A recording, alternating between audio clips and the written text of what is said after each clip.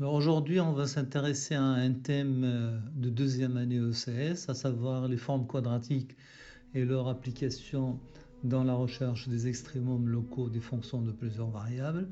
Alors le plan de l'intervention sera le suivant. Alors petit 1, définition d'une forme quadratique associée à une matrice symétrique. Petit 2, le signe d'une forme quadratique. Petit 3, définition d'une matrice hessienne. Petit 4, formule de Taylor à l'ordre 2. Et petit 5, conditions suffisantes d'existence d'extréma locaux. Alors, petit 1, forme quadratique associée à une matrice symétrique. Définition, soit A une matrice carrée d'ordre n à coefficient réel, une matrice symétrique. On appelle forme quadratique associée à A et on note Q indice grand A, l'application qui va de R puissance n dans R, définie par, quel que soit x égale à x1, x2, xn dans R puissance n, Q1 de x, c'est le produit matriciel x1, x2, xn fois la matrice grand A fois le vecteur colonne x1, x2 jusqu'à xn. Alors, quantité qu'on peut développer encore sous la forme somme sur ij variant de 1 jusqu'à n de aij que multiplie xi que multiplie xj, où la matrice A est la matrice dont les coefficients sont aij pour ij variant de 1 jusqu'à n. Alors, deuxième point, le signe d'une forme quadratique. Théorème, soit A une matrice symétrique et Q indice grand A la forme quadratique associée. Si toutes les valeurs propres de A sont positives, alors quel que soit x dans R puissance n, Q1 de x est supérieur ou égal à 0. Alors là, on dit que la forme quadratique est une forme quadratique positive. Si toutes les valeurs propres de A sont strictement positives, alors quel que soit x dans Rn non nul, Q1 de x est strictement positif. Et là, on dit que la forme quadratique Q1 est définie positive. Alors de même, on définira des propriétés analogues si toutes les valeurs propres de A sont négatives ou si toutes les valeurs de A sont strictement négatives. Alors dernier point qui est important, si A possède deux valeurs propres non nulles de signe contraire, alors la forme quadratique associée n'est pas de signe constant. Alors maintenant, troisième point, matrice hessienne. Donc définition, soit f une fonction de classe C2 sur un ouvert oméga de R puissance n. On appelle matrice hessienne de f en x éléments de oméga. La matrice notée est définie par matrice hessienne de f au point x. C'est la matrice carré de droit n dont le coefficient ij, c'est exactement d carré de f par rapport à dxi, dxj au point x. Alors notons que cette matrice-là est une matrice symétrique, vu que f est de classe C2 sur l'ouvert oméga. Donc là, d'après le théorème de Schwarz, on a d carré de f par rapport à dxi, dxj égale à d carré de f par rapport à dxj, dxi. Et on va noter, pour tout x de oméga, q indice x, la forme quadratique associée. Alors maintenant, petit 4, la formule de Taylor à l'ordre 2, théorème, soit f une fonction de classe C2 sur un ouvert oméga de R puissance n.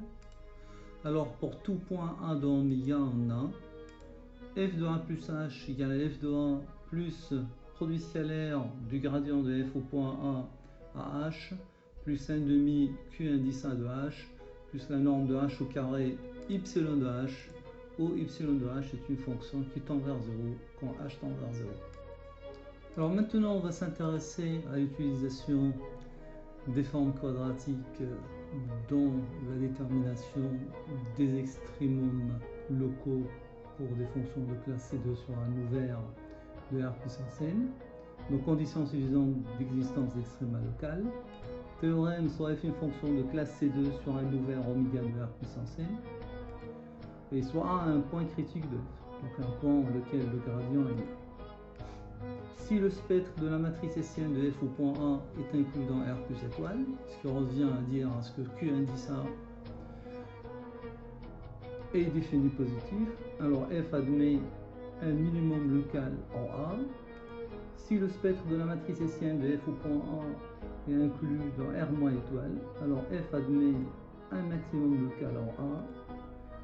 Si la matrice hessienne de f au point A admet une valeur propre strictement positive et une valeur propre strictement négative, Alors à ce moment-là, f n'admet pas d'extrémum au point A et on parle de point C. On dit que f admet en A un point C. Bonjour, alors maintenant on va essayer d'étudier un exemple d'application de ce qu'on a vu jusqu'à maintenant.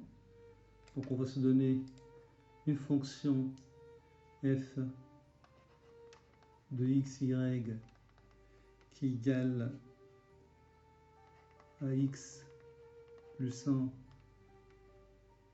au carré que multiplié x moins y carré. Donc c'est une fonction entièrement définie sur R carré. Alors première des choses, f est de classe C2 sur l'ouvert R carré, car c'est une fonction polynomiale. On va commencer par chercher les dérivées partielles. Alors df sur dx au point xy, c'est 2x facteur de x plus 1 plus x plus 1 au carré, qui vaut x plus 1, 2x plus x plus 1, donc facteur de 3x plus 1. Alors df sur dy au point xy, alors là c'est égal à moins 2y. Alors on recherche des points critiques, donc ce sont les points en lesquels le gradient s'annule, c'est-à-dire les dérivées partielles premières sont nulles. Donc ce qui donnera ceci.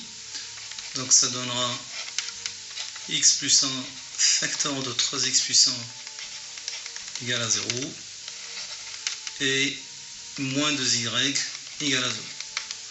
Donc on voit très bien qu'il y a deux points critiques. Alors là, x égale à moins 1. Alors moins 1, 0. Et le point B, moins 1 tiers 0. D'accord, donc il y a deux points critiques.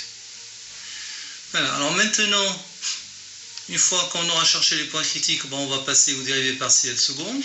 Donc d carré de f par rapport à dx carré au point xy.